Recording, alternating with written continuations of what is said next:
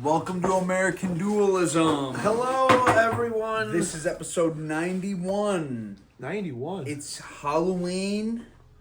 Joe's off camera. He says he's leaving. So bye, Joe. What? We tried to do this episode with him, but he's been threatening to quit for weeks. He just walked out. So I'm glad Phil's here. Hopefully Joe comes back. We'll see if we put this out. But I do have a list of topics that I prepared. How's the school year going, Phil? It's going well, all things considered. We're dealing with a year of influx. There's a lot of new faces from the top down. I mean, all the way from, we have 3 new administrators to essentially half of a new teaching staff. It's quite a lot. So that's inspired. But what's going? Are the students enjoying it? Are they learning? Well, I hope they're learning. I hope they're learning. But you know they're enjoying the school year, right? Yeah. So we can all take solace in the kids are having fun at school nowadays, so... I will put it this way to the folks that are listening.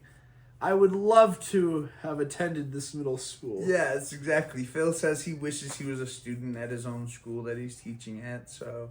It seems like a good environment to be... A student. A student, and to be at the junction in your life where you're figuring things out.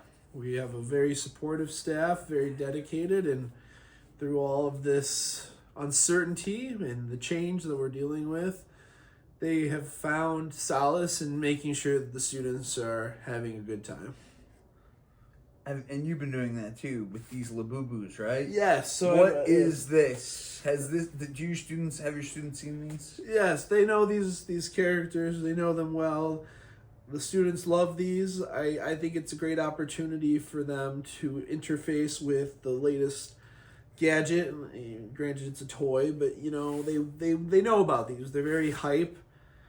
People still struggle to get these, and everyone wants them. So I think your Labubus are sick. Yeah, and this one is super rare, folks. We're talking like this one is hard to find. This is the Rock the Universe, and you can move the eyes. What? Pretty cool. And we have our other one somewhere. Where's the McDonald's one? Shit. Hold up. We have another one. Oh, there we go. We have 2. It's under my ass. We have 2 right here. This is the happiness, and this... I approve. Yes, this is hope. Hope and happiness. Here we go. I do wish Joe would come back. I do too. This is very sad, to be honest. It is sad. Unfortunately, this pod is probably never going to see the light of day. No, I might post it just because he's being a bitch. Like, the last episode, I felt I sustained a lot of abuse. Right. During the production process of that episode. Right. And he's the one who's threatening to quit. So, like, I'm going to keep putting this episode out, and Joe can come back whenever he wants. Like, he's the one acting like a little bitch. Right. Right. So, I would expect Joe to be back. We hope Joe comes back. We want Joe back. Joe, come back! Seriously. We want to make that opinion very clear that we are in favor of Joe returning. He wanted to do the episode from behind the camera. I was against that. I thought we should all be on the couch together. That's why I brought 3. I was going to let him hold the big one, folks, at home. But you know what? We shouldn't talk about someone who's not here to defend himself. Well, we have to. He's the co-host. He's been on like every other episode of this show. I do think would be kind of weird not to address him. The elephant in the room, or lack thereof in the room. Yeah, exactly. So, but you're right. We should power on. We should We'll get Joe's side of the story when he comes back. Yeah, hopefully Phil will be on next episode too. I have more Labubu's to bring. If you think you've seen it all, you are mistaken. There is an extensive collection that I possess.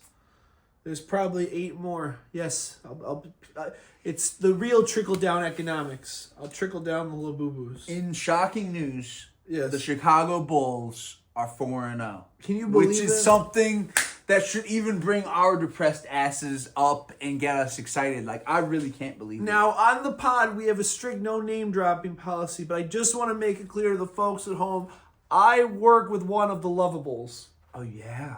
We're not going to name her name, but she is one of the forgot that. Lovables. That's crazy, actually. Like, is she current? That's really cool, actually. I thought when you told me, I thought you knew a former Lovable. That is crazy. So she's at the game right now. They're playing tonight. They could be going 5-0 against the Knicks right now. But I want to give a shout out to this woman. She teaches math at a Title I school, and then she's a Lovable. That's pretty cool. Dude, that's really cool, honestly. You think the Lovables... You gotta lock that down. Whoa! I'm taken right now. And by the way, and this teacher, I wish her the best. I didn't know you were taken. We'll save that for off camera. Hey! Off camera. Okay. And I was gonna say she better be dating one of the starting lineup. You know, that'd be pretty chill. DeRozan. Well, he's on The B Kings. team. Yeah. Oh, We already beat them. okay. King.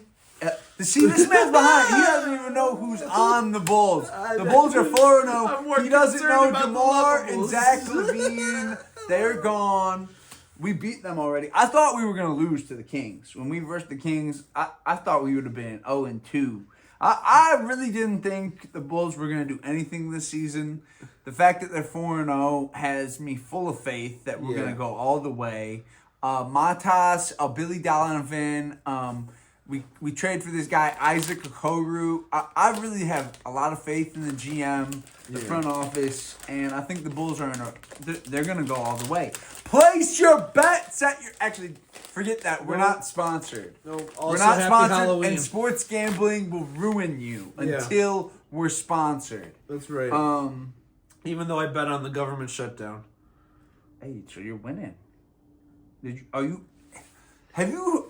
on Kalshi? Do you have a Kalshi account? Can we talk about that shit since it's all over YouTube and everyone's promoting Kalshi? Like, I'm not promoting it, but I did win $40 wagering that the shutdown would last longer than 10 days. Oh, so you paid out. Yeah. Oh, which nice. in hindsight, I should have wagered 1,000 on that. Yeah. That was a safe You bet. should have put more on. And the odds were low when it first started. Oh, really? They didn't have... Wow, the odds were markets low. That inefficient? Well, we didn't... Wow. I feel like for those of us that are in the political sphere, the writing was on the wall. Yeah, This once would it be happened, it was going to last more than 10 days. Like, the political will on both sides to keep it shut down was too compelling. I mean, it's going to be the longest in history. well, the You heard it here Republicans first. really think they can just blame every shutdown on Democrats, even when they control the And the government. Democrats want to die on the hill of healthcare, but there's also a small faction of They Democrats. should. They should die protecting Americans' health insurance. And that's the majority of the Democratic wing, but I also know that there is a farther left faction of the party that wants to rebuke the Trump administration's authoritarian grabs. If he's going to act like a tyrant, we should just keep the government shut down. Oh, yeah, I agree with that argument as Just well. shut it, I'm with both these arguments. Yeah. Just fuck the government while Trump's in charge. But, And I don't subscribe to either of those, but... you don't? No. You're not in either of those camps? No. I'm in both of those camps. No. Oh, you don't think the government should be shut down right now? I think we should reopen. I think it's getting too dicey. Sissy. Hey, mark my words, Bitch. folks. We are recording this, and we are at a cliff. We are at a financial cliff. Tomorrow, Apple's at an all-time high. SNAP benefits are going to run out. It's not actually going to happen. I heard a judge said they can't stop paying. Well, it's happening tomorrow's November 1st. Yeah, no, the whole debate. Actually, it's like unclear what's going to happen. We're reaching I'm a glad we're fiscal talking cliff. about this because, like, 2 judges have said the government has to keep paying out. All the Republicans in charge are saying oh, we can't use these what they call them? They call whatchamacallit funds.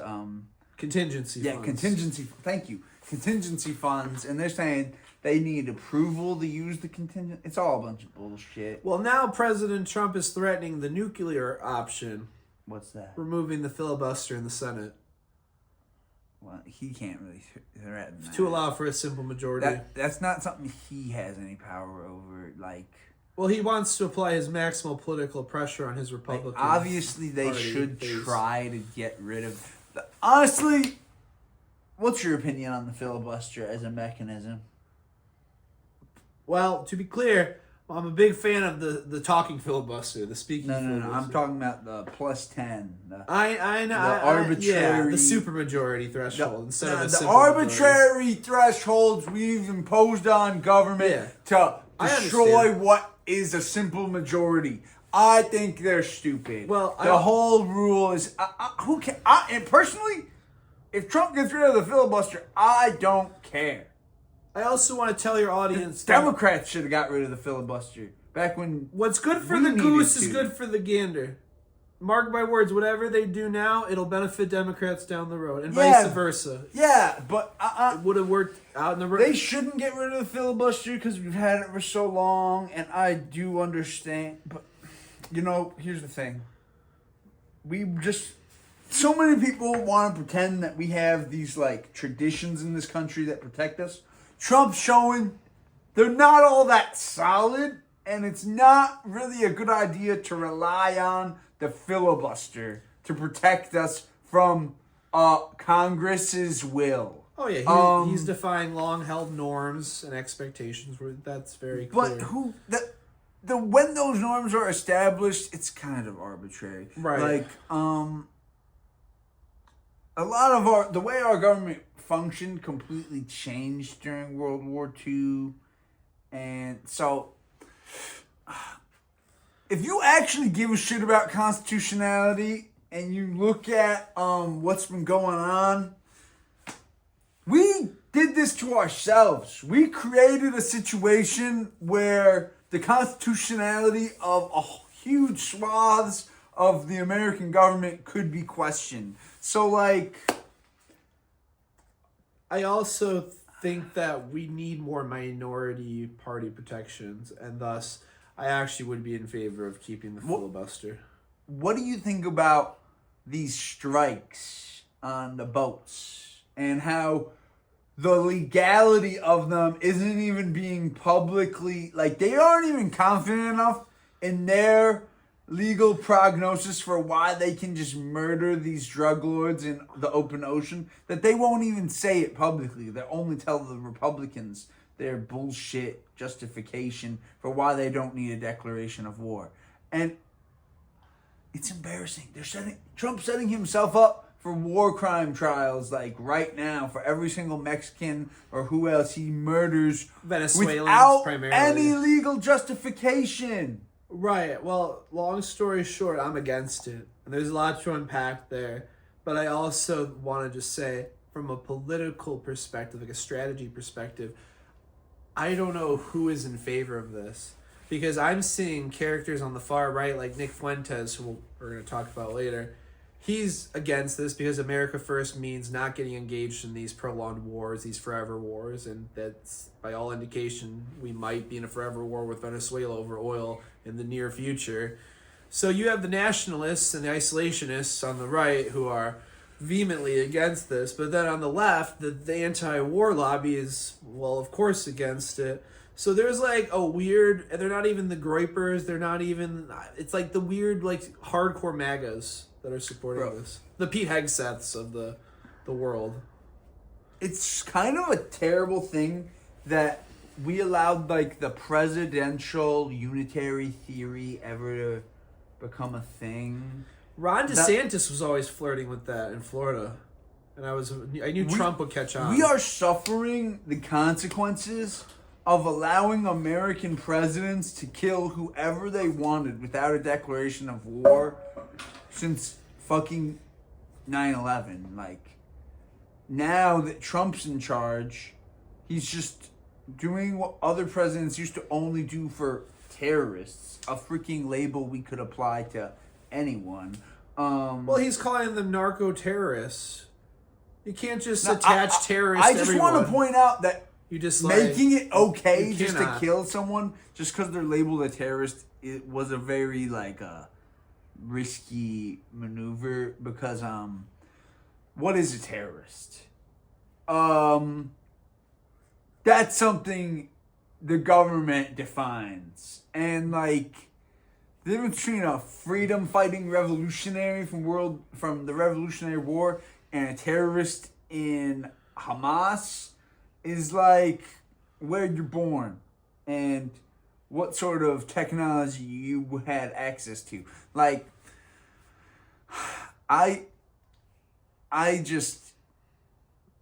think some of labeling narco traffickers terrorists is, they are, some of them are terrorists. Just in how they are, they're murderers. They cause terror throughout Latin America by the way they dominate the community by killing their opposition, there's a lot of murderers in charge of these drug cartels. So I understand why they can be called terrorists, but the smugglers themselves, I just... When did we decide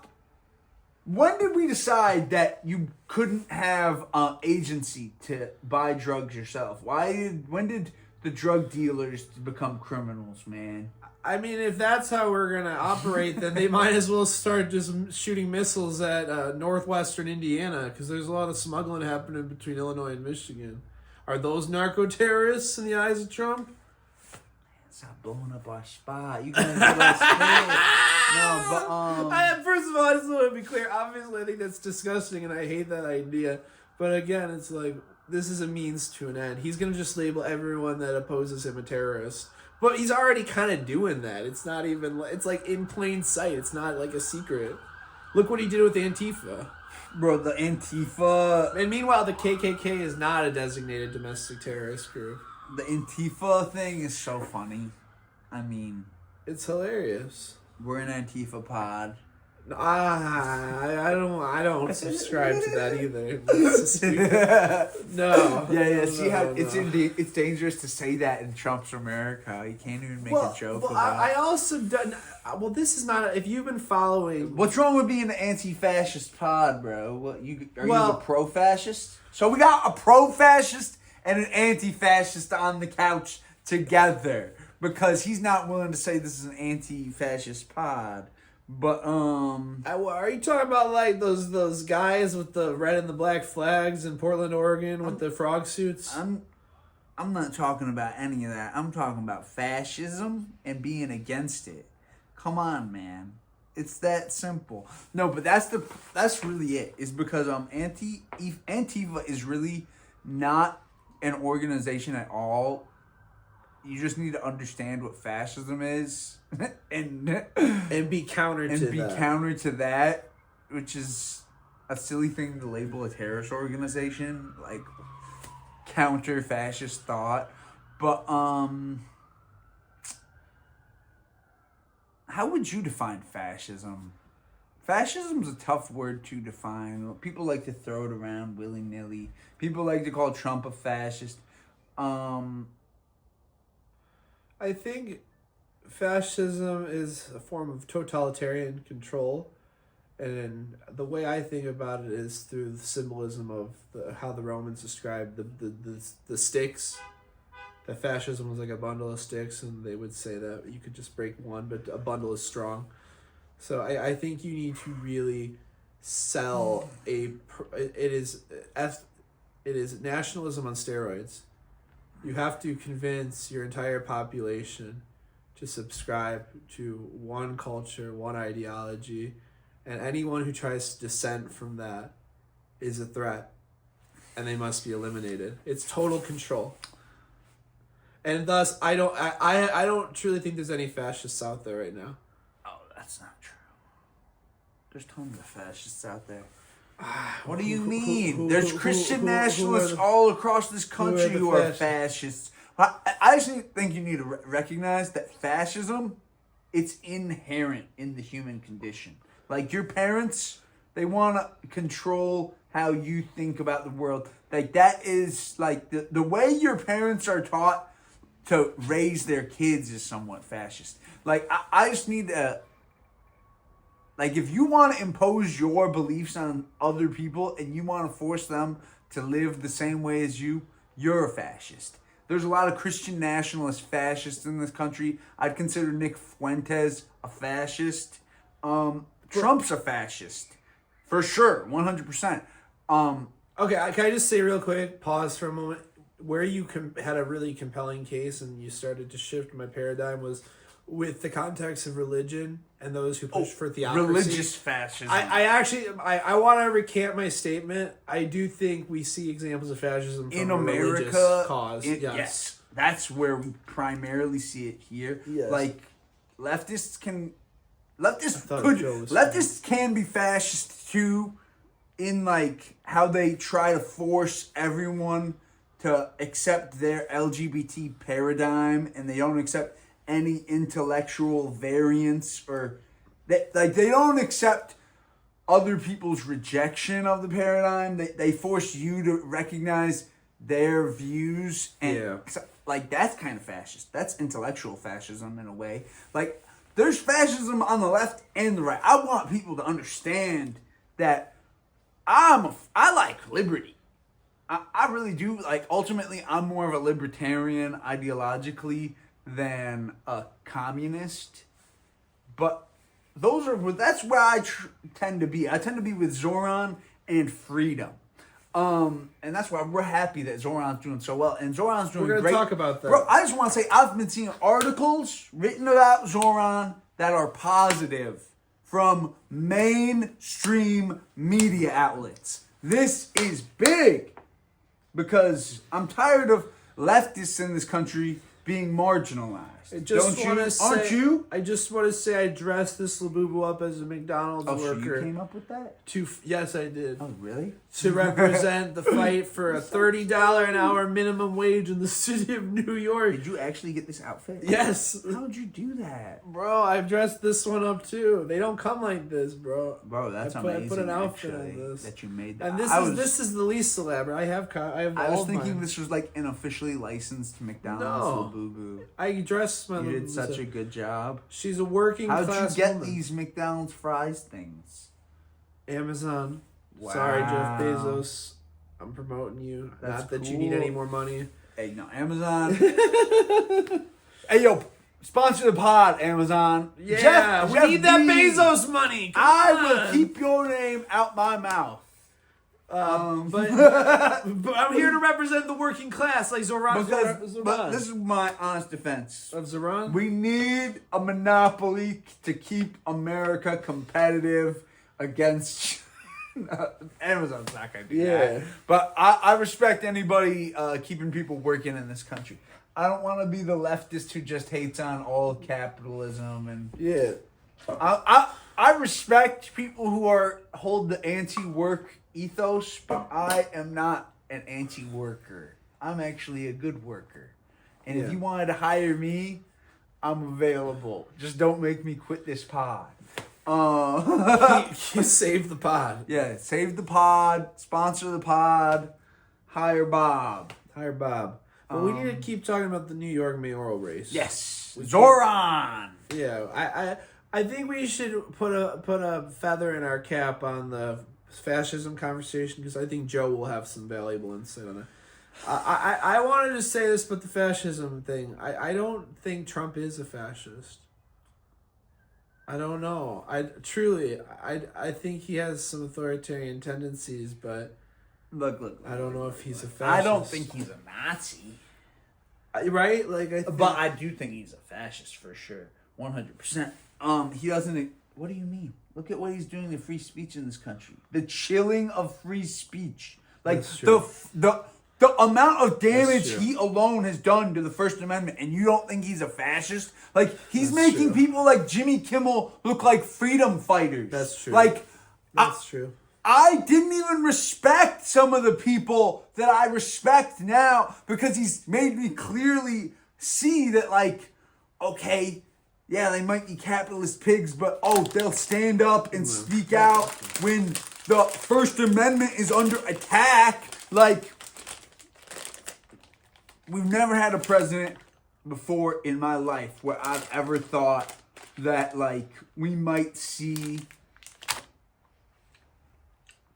like, legitimately free speech in the media be, like, quieted, iced out by the fear to actually be sued by Donald Trump and the FCC. And he's using our regulators as cudgels to beat down people he doesn't like talking. It's scary, actually. He's making structures that I thought were for America be used against all the American people. Like, I speak so freely here because I know we're a small show, but if we were a bigger show, maybe I would be more scared to, like, talk truth to power. Well, I do agree. The First Amendment issues are real, and it's scary. And what's happening at the Pentagon is also alarming with the press pool. Yeah. Yeah, you're right. You're right. Look at Pete Hegseth. You don't think Pete Hegseth can be in charge of a fascist military? Like, I don't actually have that big of a problem with Pete Hegseth and the way he's trying. I don't think anything he's done is, a lot of it's stupid, but nothing is like, I believe he's an American trying to help America, okay? I believe his heart is in the right place. And I believe a lot of the Trump administration do have their hearts in the right place. And I honestly would love the chance to, like, talk to Trump and, like, I respect him and what he sometimes is fighting for. But, like,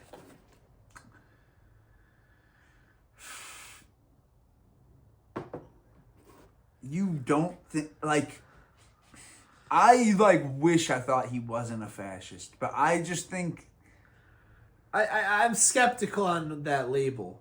I wouldn't, like, I'm not one of these people who's gonna say, like, I'm not one of these people who hates everything Trump does. Yeah. Like,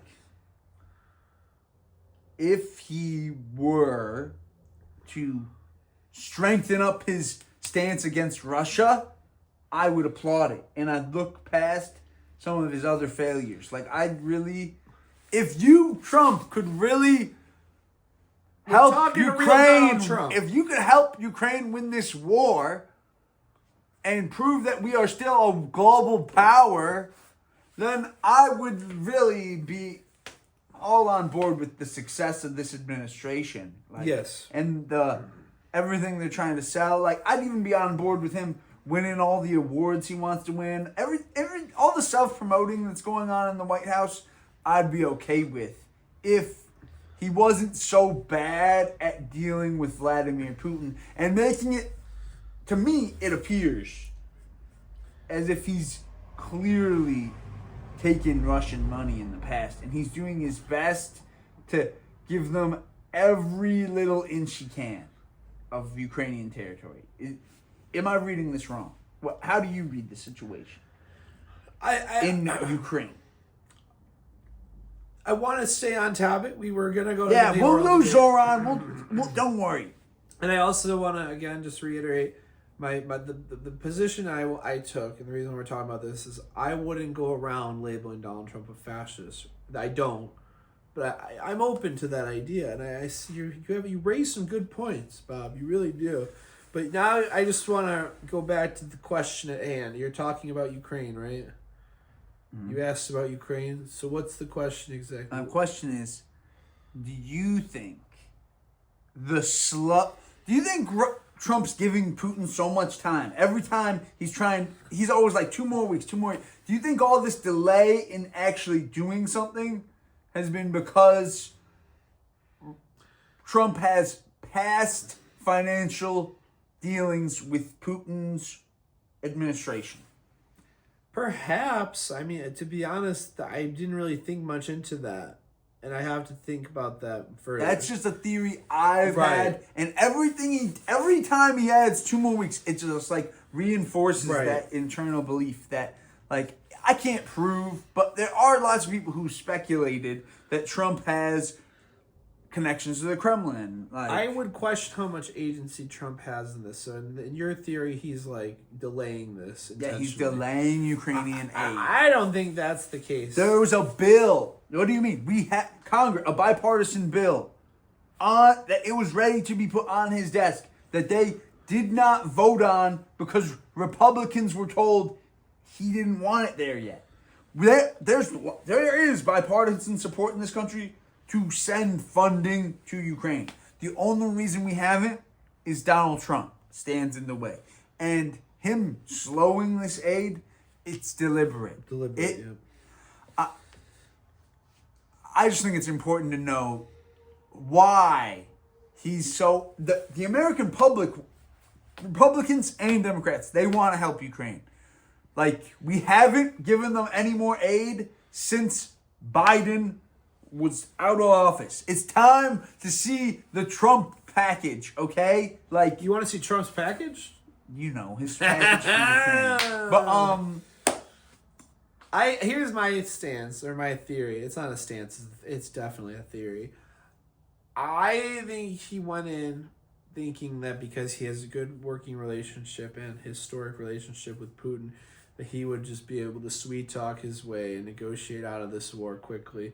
I think he bit off way more than he could chew, and he underestimated Putin's willingness to continue this military engagement or operation, whatever he calls it.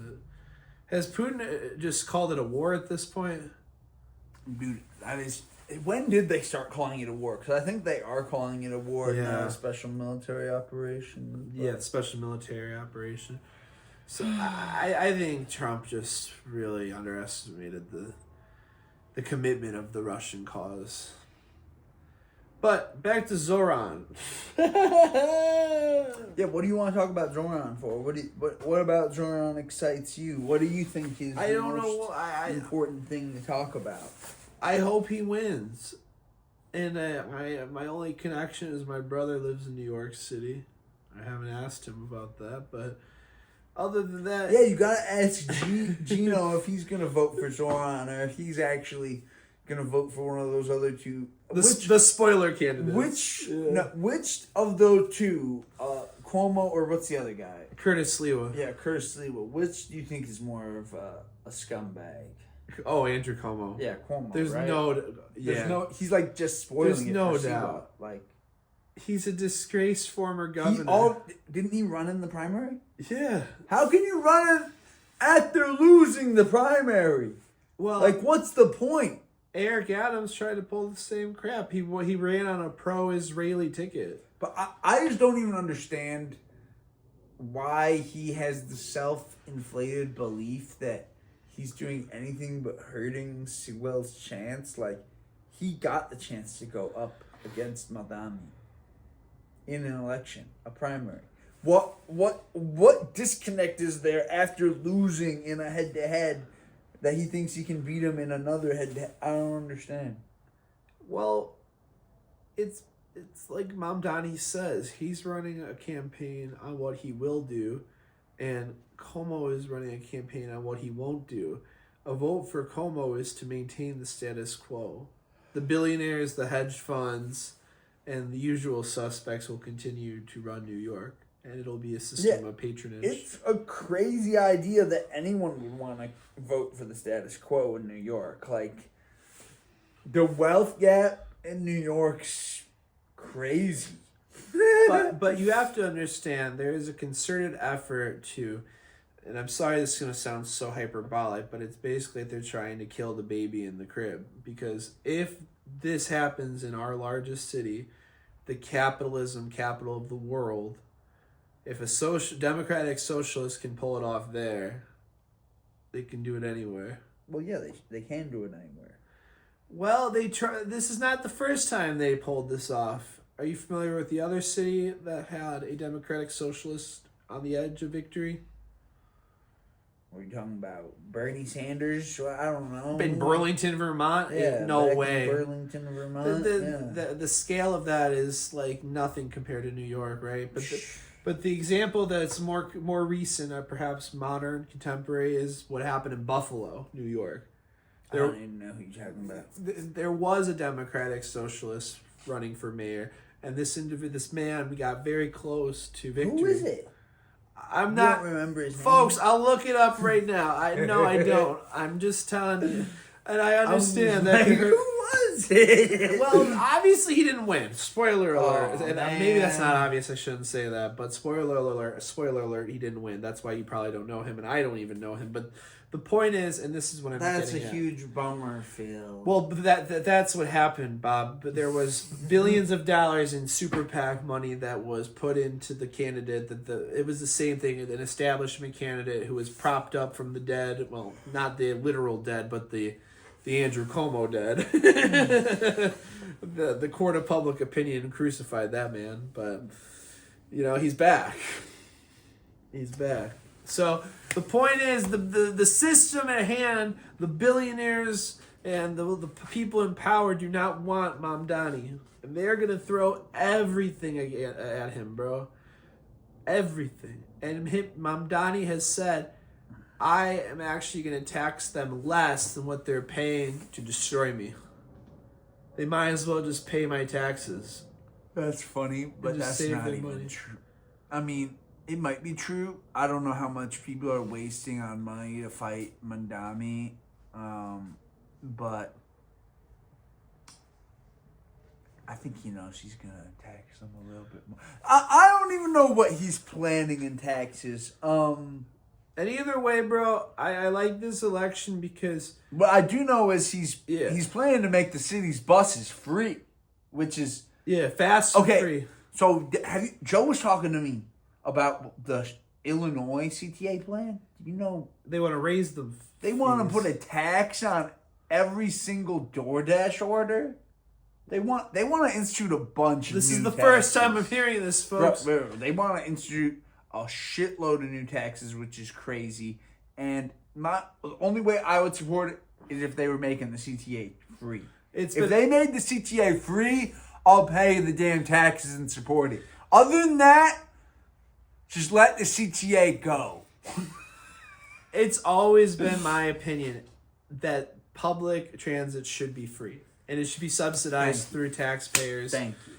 Funding. I'm glad we can be united on this one. And I don't just say that as some sort of ivory tower academic who's studying policy. I lived it, man. I used to ride the 15L, the worst, but not in terms of the bus itself or the driver, but the roughest and the worst bus line in Denver was East Colfax. Talk about riches to rags, bro. You started at the state capitol, the Golden Dome, and then you drove by dilapidated buildings, brothels, motels, dispensaries, liquor stores, gun shops, women selling themselves on the corner, men selling crack on the corner. It was crazy, bro. I saw more than one fight break out on the 15L. Actually, several. And twice we had to get pulled over by the police. On the 15L? Yeah. One time I got questioned. Somebody, I can't get too graphic, but they broke a bottle. And I'm not laughing because of the violence. It's just where was this? Denver, Colorado. Okay, so this was in Denver. This is when I'm laughing because Sorry, I zoned out at the beginning of your story. No, you're good. I was thinking about Joe. Oh, totally. For city cats, though, this is funny because it's daily life. That happened on the bus. And it should be free. It sucks that these people are paying their spare change just to take the 15L and risk their lives on this. How much was the 15L? So I had to pay a monthly fee of $114, which is a month. Not that. I'm sure Chicago's more for the month. I'm sure the Chicago passes. But you get a return on your investment with Chicago. You get the L and all that. Denver, they had a light rail that was fledgling at the time. It was new, but it wasn't great. But now I heard it's much better. But yeah. So you're saying, man, I should look up how much the monthly pass is for the Chicago CTA. But yeah, it's regardless. You're right. The Chicago Transit's definitely better. It should be free. Because the people who need to use it, it's a regressive tax. You want to hear what Curtis Sliwa said as an argument for maintaining the fees? He said that fee evasion is at an all-time high, so his solution is he wants to hire beefed up security on the subway which Denver tried to do. They want to collect the fees.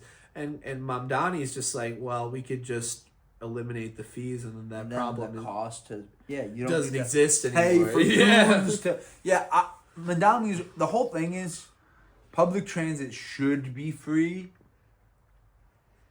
because the people who need to use it are the least able to afford to pay for that. I honestly, people who are against progressive taxing are idiots. Yeah, and not to argue over semantics, but I know you just said the people that need to use it should have it be a free service. But also, I think one thing that would also reframe this argument is we want people to take public transit. We want to make it so that it's not only free but fast and attractive because it will help reduce our carbon emissions if less people are on the road. And if you don't like the hippy-dippy crap, traffic will at least be less congested. Yeah. Traffic will be less congested for be you, the car owner. Yeah. And if you're looking for ways that how it's going to help you as like the person who doesn't need to pay for other people's transit, it's going to lower your delivery costs on DoorDash. No, but it honestly could. Your entire, and this is a hot take. I think your entire human experience is incomplete until you've experienced the city. That's where you see our foolishness of man in full force, that we created these iron jungles, these concrete jungles. We packed all these people, and it's like, let's see what happens when we put 1 million people on top of each other and just leave them to their own devices. It's a great social experiment. And public transit's where you really see the full breadth of the human experience. I mean, I saw like moms taking their kids on the bus like to and from the park, and then you see homeless people strung out on God knows what. What other programs do you think Mamdani's gonna do? Well, he's gonna take on the rent control board, and Cuomo is saying a lot of things about that. Apparently, the mayor appoints the rent control board, and you know what? This is what people notice about Mamdani. He's taking a lot of Trump's playbook, but he's reframing it from a left-wing perspective. And if precedent shows, the new precedent, I should say, under Trump, when it comes to these advisory committees, you could just bulldoze them and just replace them with your people. No problem. Trump's been doing it to all the agencies. Yeah. I mean, he replaced the Kennedy Center board with his friends. And he made himself the director of the Kennedy board. So, like, who cares? Mamdani could just do that. And it's going to be... The one thing, though, that is a valid point is it's only going to apply to the New Yorkers that live in rent-controlled housing, which I believe is... Do you know the percentage? Andrew Cuomo through it. It's not as many as you would like. I know it's probably gone down. Yeah. And it's a lottery system. I'm so against the lottery system because I also know the effects of people that rely on these housing vouchers and this rent control program, and it puts their whole life in flux to have to do this lottery system, bro. It's really... So, like, but how does it work? Really regressive. Do you get picked? Are you solid? So, how it worked in Denver, and please correct me if I'm wrong in the comments. No, I don't. You get more stake in your odds are better. Let me phrase it that way. Your odds are better if you have circumstances like you have children. Okay. It's you have more stake in the game, and they give you better odds if you have kids. Makes sense. Yeah. Okay. And other than that, I just remember that it would just put a lot of stress on my coworker who was a single mother raising 2 boys. And she got the subsidized, she got the rent controlled housing, or they had to reapply you have to reapply every year. Yeah. Okay, see, yeah, that's what I was trying to get. So, like, once you get it, you still need to get selected again and again for this lot. That's crazy. Yeah. You think you get selected, and then boom, you're one of the lucky ones. Nah. And then they're very aggressive about your credentials because they don't want you to be all of a sudden, your bag gets bigger. Yeah. You know what I'm saying? Yeah, they want to keep you down. That's a conservative argument. I'm not necessarily saying I fully believe that, but that's one of the gripes about these social programs, right? You have to stay down. Because then you go above the threshold. I understand some of those stupid... Here's the thing. Like, I'm for universal programs, but those targeted programs do make sense. Like, if your circumstances change and you no longer need the subsidized housing, I get you need to go find a different place. Like, they're not trying to keep you down. It's just that slot's for somebody else. They're also weird It's not trying to keep you down if they're saying you don't qualify for this aid anymore. They're really weird. But the lines they set do kind of keep you down, because it's like you make 5 cents more. Yeah. And now you're suddenly not qualified for where you live. Yeah. So it feels like you should just stay down. Right. Like, it's kind of hard to get a big leap that actually puts you in different circumstances. So I understand. It's complicated. Yeah. Like, and another thing I just want to say, if this was another person, not the same one I just said, but she had a boy and a girl, and when you're in these housing programs, you cannot have your son and your daughter share a room together, which I'm not saying that I disagree with that. It might be a little unnecessarily perverse when it comes to, like, thinking about, like, parents and their children, because, like, I think there is some innocence to that. But then, like, think about it. Like, now you have to, like, have 2 separate bedrooms. So you're looking at, like, a 3-bedroom apartment you have to find. They just put weird onuses on the people that are less fortunate in society. I don't like to use the word poor. Poor is a mindset. Yeah, you call it a weird onus, but that's just a good idea. I get it. I get it. That honestly, I don't agree with that requirement. Yeah, I see where you're to coming get from. housing. I see where you're coming from, though. And I understand where the regulation comes from. I do understand that as well. So, all right, so we'll leave it at that, Mom Donnie. It is kind of bullshit to have a requirement like that you can't have. Oh, this is some whole shit, man. These requirements. But anyhow, I hope Mom Donnie wins. I'm with you there. Why shouldn't they be able to It's not ideal. I don't think any parent wants that situation. But now, it's just the reality is finding a 3-bedroom, that is going to be a lot. You're right, man. And as someone who works with kids, I think you do have to give them some benefit of the doubt. Like, if they're in their early ages, like it's a 3 and a 5-year-old, like, come on. They're not even going to be like, it's not going to be like that. I don't know what they're thinking, bro. But anyhow, we'll leave it at that. I want to talk about what's happening. This was Man, it's tough for parents out there. That's all I want to say. I'm glad I'm not a parent yet. That's a big fact. I 100% want to. Somebody asked me earlier this month, what would I do if I had a kid? And I stand by what I said. I don't freaking know, and I don't need to. I will tell you this. I get to make this show with my bear and my boy. I would tell you this. I very genuinely love children. They're our future, and they're very quirky. I like working with middle schoolers, and I want to have several kids. If I could, though, and I don't want to... I want kids, too. I don't want to unpack this too much, but I would homeschool them, too. I wouldn't be that stupid. It's bad for your kids. No, I'm not talking about systemically.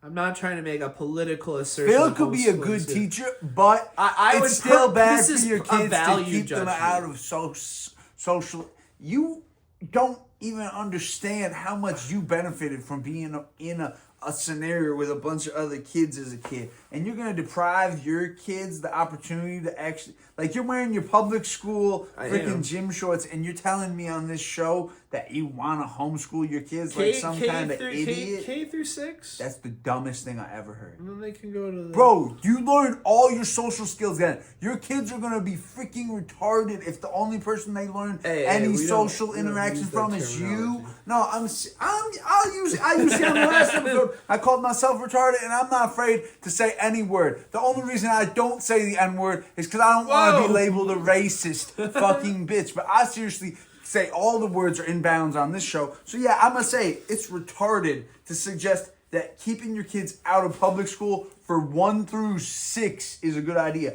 The later on,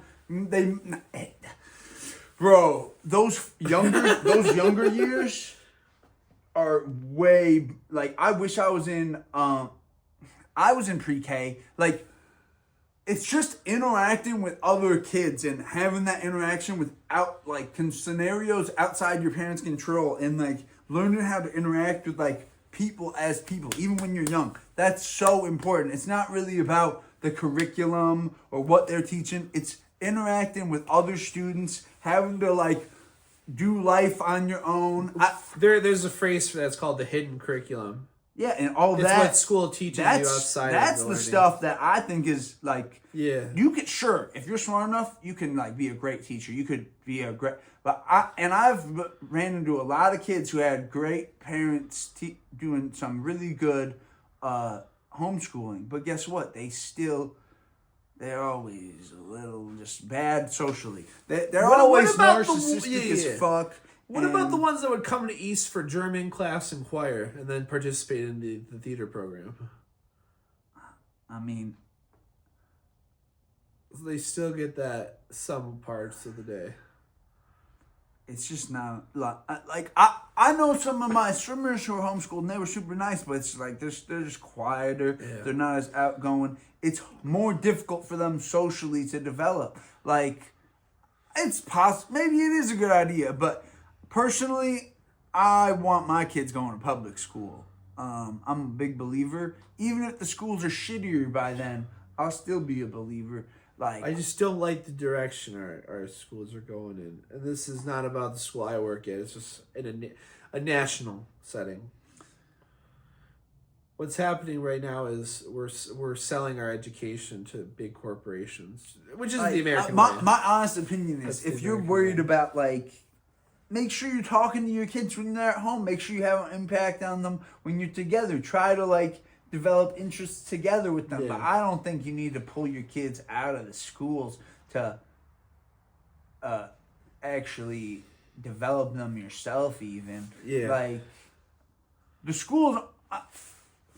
If you're presenting a good message, you don't need to worry about other messages distracting your kid from what you want them to learn. What about the Sudbury Valley school model? Are you familiar with that? What's that? What are you talking about? In this type of school environment, the students have no formal structure.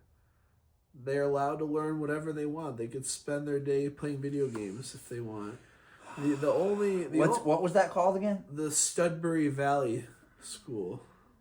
I mean... I probably would have liked it, personally, but, like... Well, here's another thing about the model that's very important. There's no such thing as grades.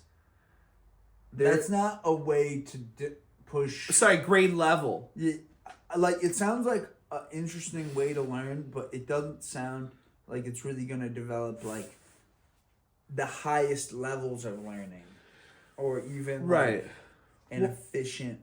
Like, I don't think it's going to be good for developing a kid to interact with the real world. Well, you want to know what their graduation requirement is? What? They have to declare this, like, 3 years in advance. Or where is the school from?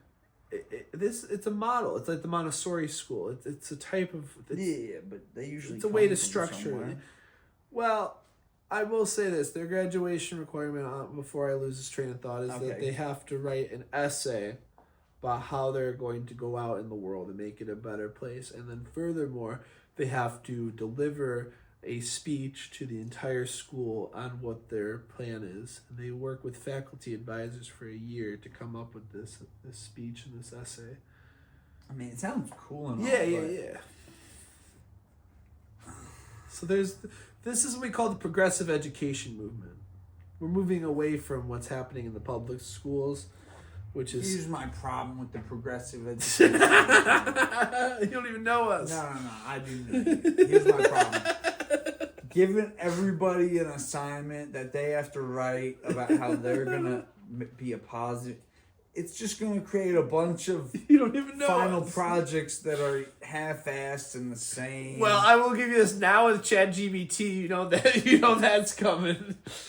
I just don't think ChatGPT is going to be right. I don't think you need to ask everyone to make the world a better place. Like, I do want to make the world a better place, but I don't think immortalizing that in a final project paper is actually a good idea. But I just don't think I think that's too big of a project to assign them all personally. Like, yeah. Well, maybe I don't like. Maybe that is a good project to prepare people for how they should approach their life. Like, maybe that is a good idea. Yeah, you know what? I want to be very honest with the audience. I could be paraphrasing. It might even be like more of a what do you want to do with your life presentation. Like, now that you've had this lack of structure and you were able to learn whatever you wanted, what are you going to go do now? That's a good idea. That actually might be it. Audience, I'm going to fact check this. But in the meantime, we're going to talk about... I'm going to introduce the main topic of the night because we will probably wrap it up in the next half hour. What's the main topic? We're going to talk about the growing anti-Semitism on the right. Oh, yeah. Yeah, I'm glad you brought about that. So there isn't... I thought it was silly that you called it growing because, one, the anti-Semitism on the right has been ever present.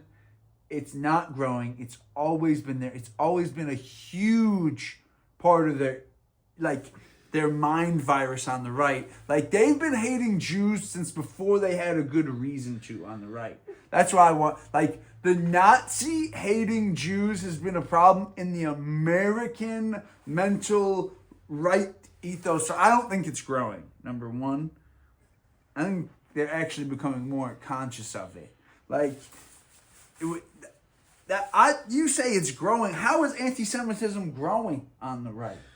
Okay. Just because they have a problem with Israel?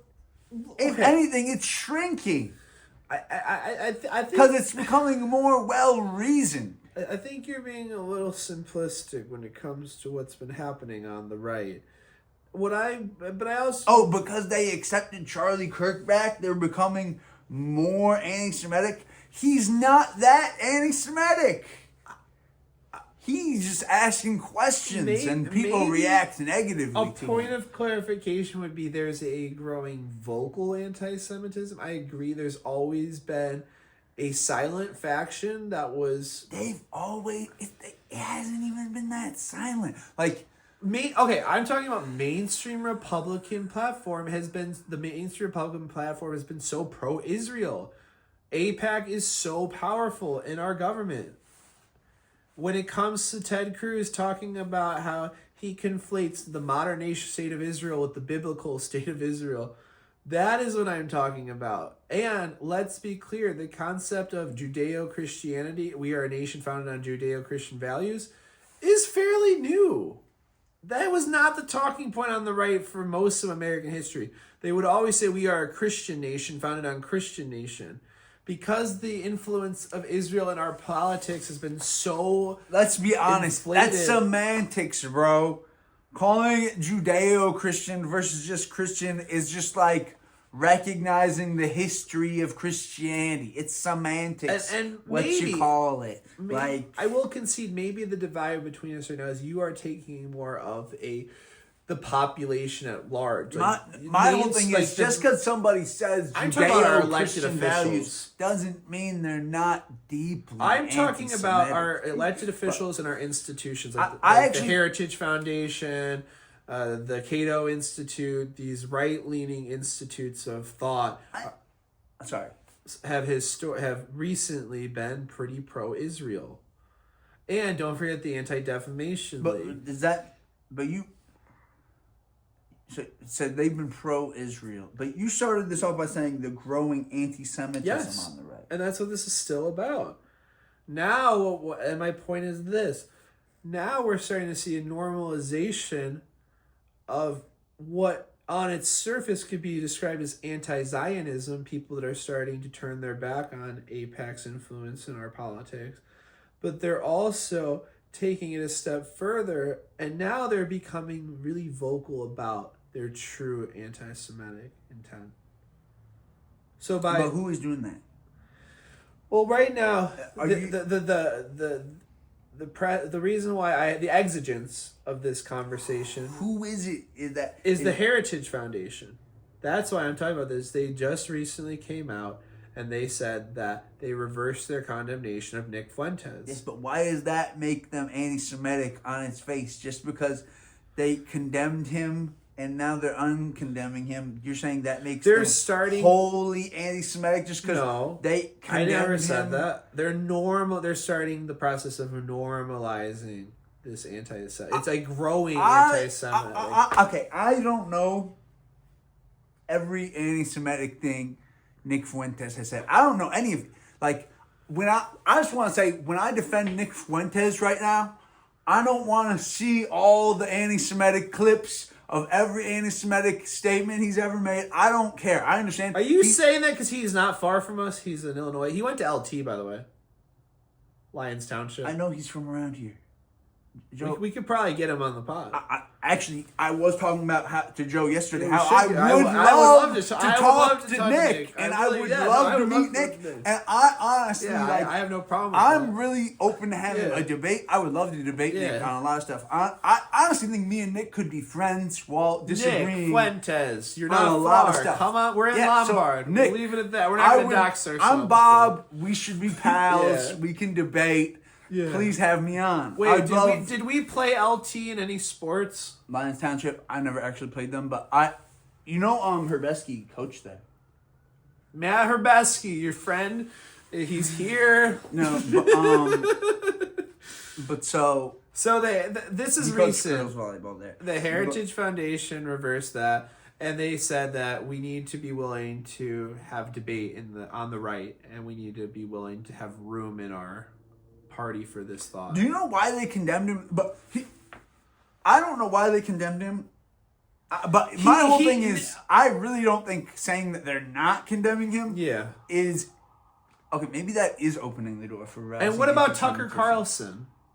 That video got over 2 million views. The interview? Yeah, I'll check it out right now. It was at like 3. Up. I watched the interview and I thought he seemed very reasonable. That's why I didn't want to talk about it, is because I thought he seemed too reasonable. Tucker seemed really reasonable. Tucker was just asking he's just trying to stop the right side infighting. That's all Tucker cares George about. Santos was on Tucker Carlson. Did you see? We'll talk about today? That 8 hours ago. Bro, Tucker will talk to anybody for clicks. He doesn't even respect that guy. 4.6 million views in 4 days ago on the Nick Fuentes Tucker video. Yeah, well, I'm one of those 4.6 million. And I thought it was a good video. And honestly, I thought Nick presented himself well. And he is a racist white Christian nationalist. He's, white ethno-national. And he mentioned... That's the part of him I condemn. The fact that he sees America as a place for white people, I condemn that idea entirely.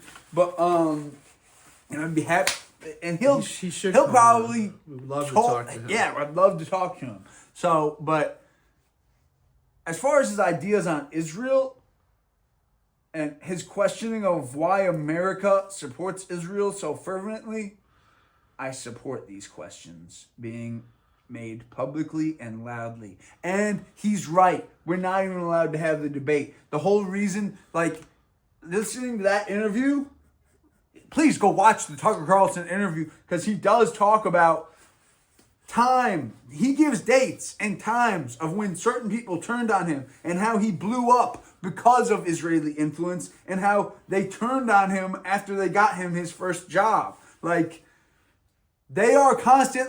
The Israelis are constantly meddling with our American politics, and they are trying to pick people and influence their takes. They pick them before they're influential, and they try to create their worldview.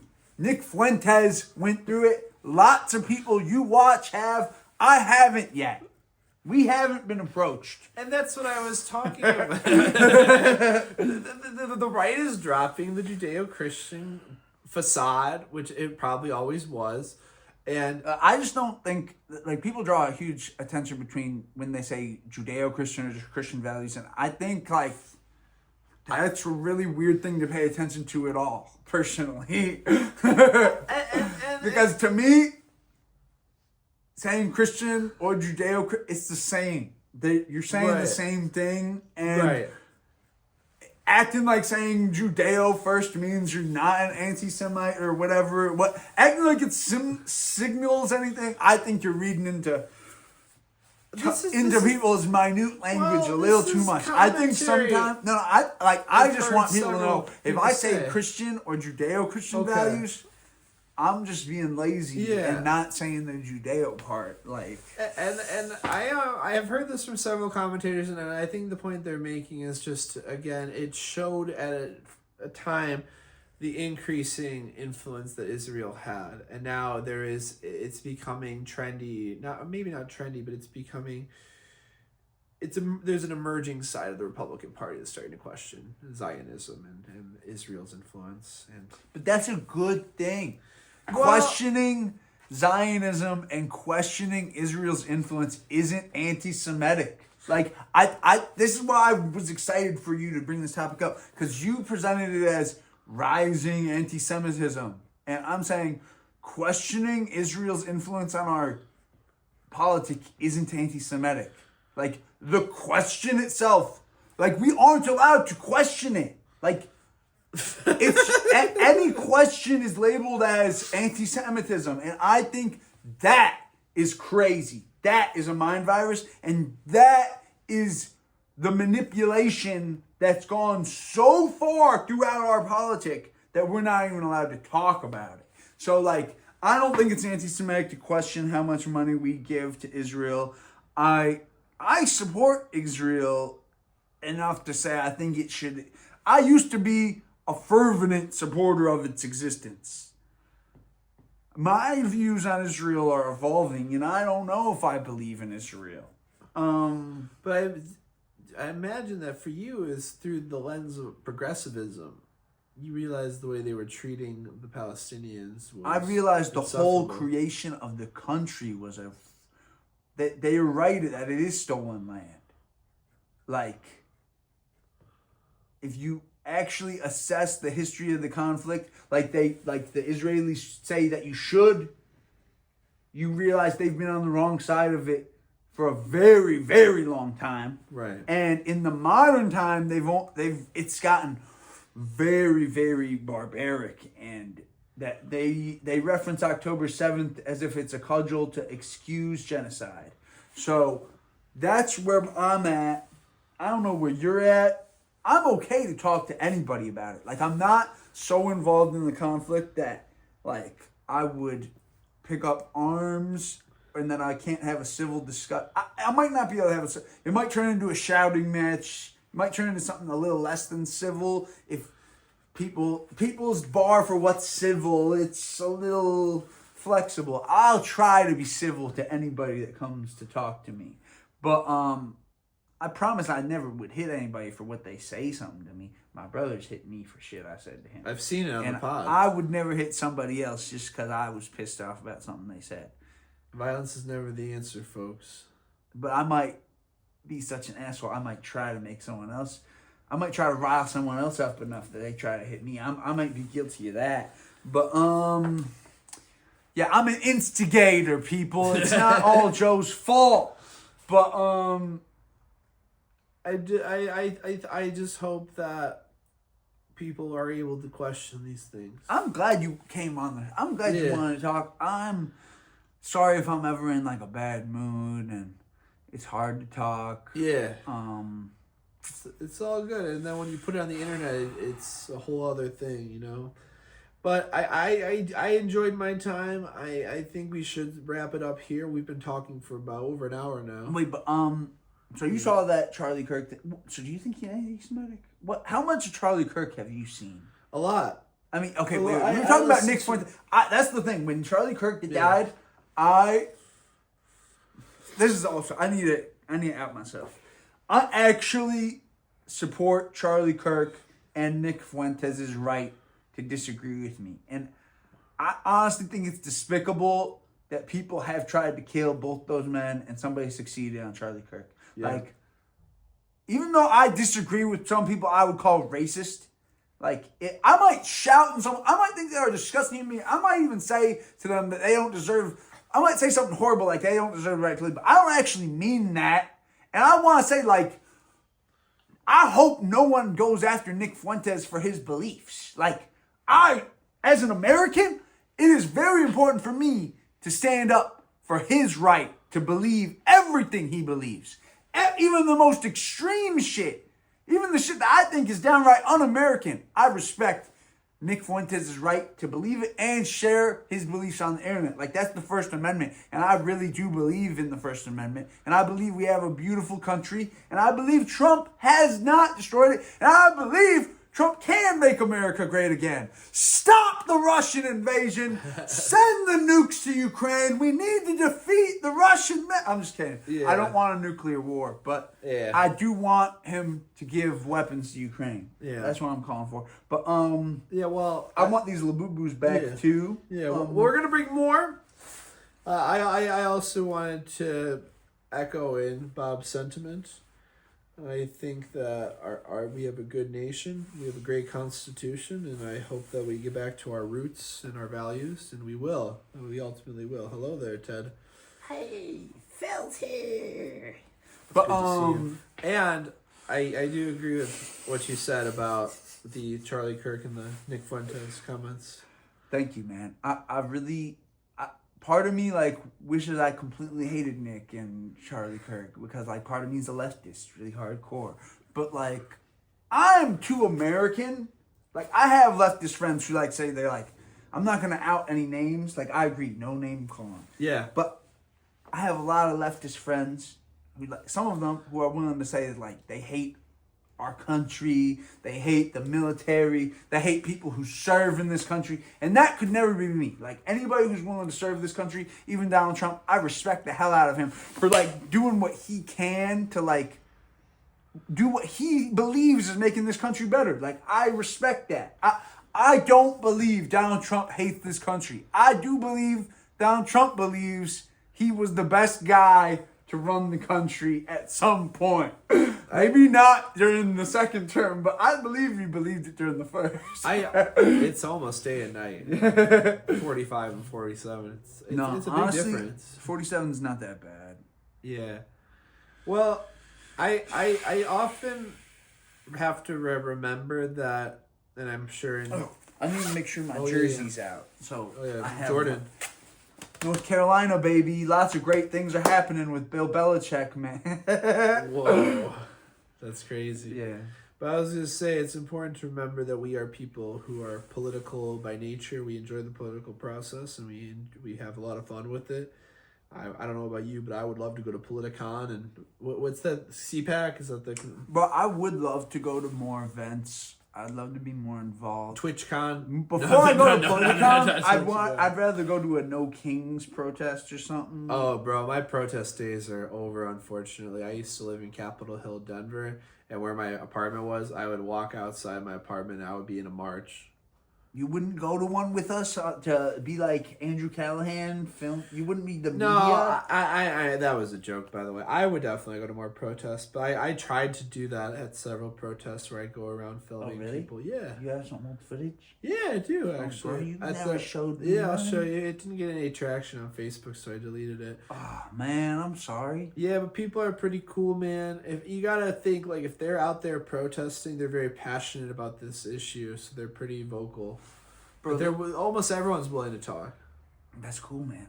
I honestly wish I had seen it and shared it whenever you did post it. How many protests have you been to? None. Bro. I'm like a lazy couch potato when it comes to that shit. We're coming to you through the internet waves. I've been to like a few rallies, but I've never been to any protests. I've been to several marches, the Women's March, the March for Our Lives.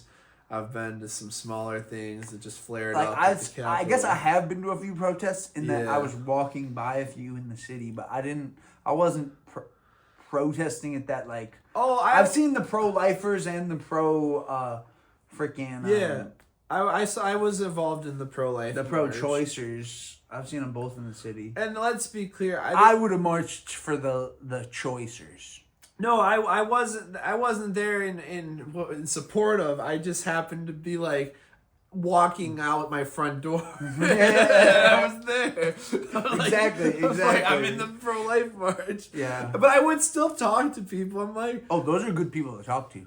the simple. Those are real Americans. You should ask people two simple questions. What are we protesting today, and why is this important to you? Seriously. Because sometimes, like, I found that not everyone was even in agreement on what they were protesting. I'm like, wait, what?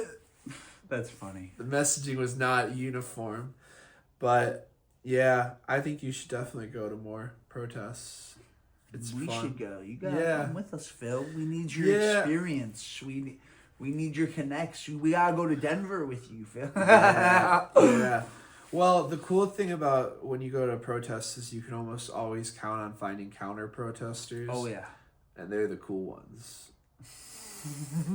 I mean, you have to be bold as hell to be the counter protests. When I went to the lockdown protests, this is something I teach my students in middle school, that once you begin to understand the political spectrum, you could almost look at the makeup of a protest or a rally and be like, oh, this is left-wing or this is right-wing.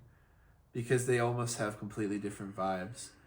When you go to these right-wing protests, it's American flags, there's cowboys, they had a guy on a horseback. It's very like Burt Reynolds. And when you go to these left protests, they have great posters. A lot of blue and pink hair and like very like colorful, expressive people. Green hair. You know, and tattoos. You know, I'm not piercing. I'm not saying it's a bad thing. It's a lot more. I wouldn't say fun, but it's more vibrant. It's more colorful. I've always kind of I think protesting does make sense, but you know what ruined protesting, but also in my opinion made it more fun? The internet. Now it's a lot of memes. People are kind of like memeing the hell out of these movements. You're right. The internet probably did ruin protests because it made it so people like me just wanted to stay at home rather than see what's going on. Yeah, that's the whole other problem, unfortunately. And do you know what this character? Do you know who this guy is? Oh, Pepe. No, this is Groiper. Oh, okay, so I recognize that as Pepe. Well, it is Pepe. It is Pepe. Why is it that people associate Pepe exclusively with the alt-right? I actually don't think it always was an alt-right 2016, Hillary. Pepe's way older than that. Right. But even during that time, I remember seeing it and not, like, associating all the memes I saw with it as alt-right. Like, I know, like... The Hillary campaign said that it was a racist symbol. Or an extremist symbol, right-wing extremism. That was also the time they were trying to say this is an extremist symbol. We were just trying to concede the OK symbol to fucking white power. White power symbol. I'm just not... That's crazy. I'm not willing to give this to the white power people. Yeah. I agree. All right, brother. Well, I think we should wrap it up. It's almost 8:30. We're going to maybe try to find Joe. Yeah, hopefully we can find Joe. Maybe we'll splice this together with some film of him. Maybe not. Yeah, we can. I really do appreciate you coming on regardless. Yeah, brother. We'll be back. I'm going to bring some more Laboo-Boos. Joe wanted to be on this episode as just a voice. Yeah. So I'm sorry I took issue with that. I need to be more flexible. We're gonna wrap it up here. We're gonna hope you all have had a happy Halloween, everybody. Stay spooky, kids. Peace. Spooky. All right, what was the time on that?